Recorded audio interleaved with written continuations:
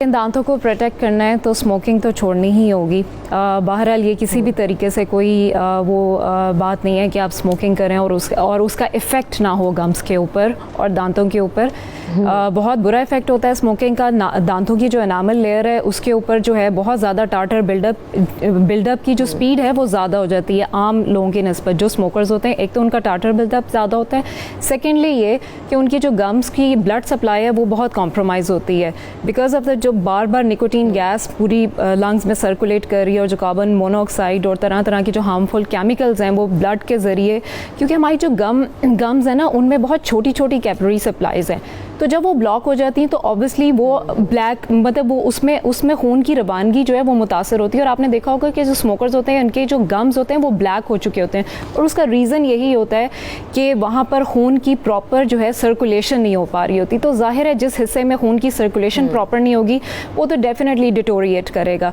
Secondly ये कि smokers and diabetes का एक यही है कि बताइएगा कि देखें ना, बहुत सारे लोग होते हैं कि जो कि क्लीनिंग करवाते हैं तो सोचते हैं कि अब इसको बार बार करवाएंगे तो दांत खराब हो जाएंगे क्योंकि वो घिस जाते हैं। इसके बारे में क्या जो है ना वो आप स्केलिंग जो है हमेशा अच्छे डेंटिस्ट से करवाएं। अगर आप अच्छी एक प्रोसीजर है, आपने किसी गलत अनक्वालिफाइड स्टाफ से आप करवा रहे हैं एक प्रोसीजर, तो डेफिनेटली आपको हार्म होगा। जिसको टेक्निक नहीं पता, जिसको स्केलर यूज़ करने का मेथड नहीं आ रहा, जो एक ही घिसी हुई टिप के साथ जो है वो स्केलिंग कर रहा है, तो डेफिनेटली वो आपके एनामल के ऊपर स्क्रैचेस डालेगा।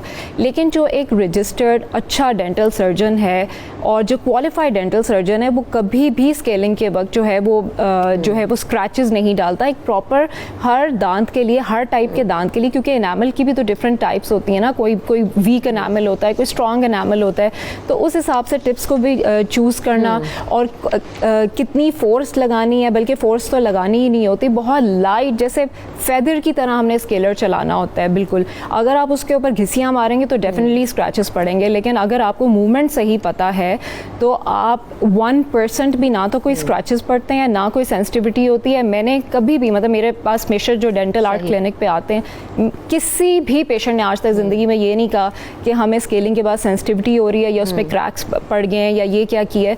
क्यों? क्योंकि राइट टिप्स का यूज़ करना, राइट जो स्टेनलेस स्टील की जो टिप्स हैं और नाइटा की जो टिप्स हैं उनको जो है हम वक्त के साथ साथ 2-3 महीने के बाद उसको डिस्कार्ड कर देते हैं। ठीक है, उन एक ही जो टिप्स हैं उनको लेके नहीं चलते। टूल्स बहुत मैटर कर रहे होते हैं, डायरेक्ट आपका नर्व से कनेक्शन भी होता है, टेक्निक बहुत मैटर करती है, यहाँ आपको प्रॉब्लम्स हो तो फिर वो बहुत ज़्यादा मुश्किल खड़ी कर सकते हैं।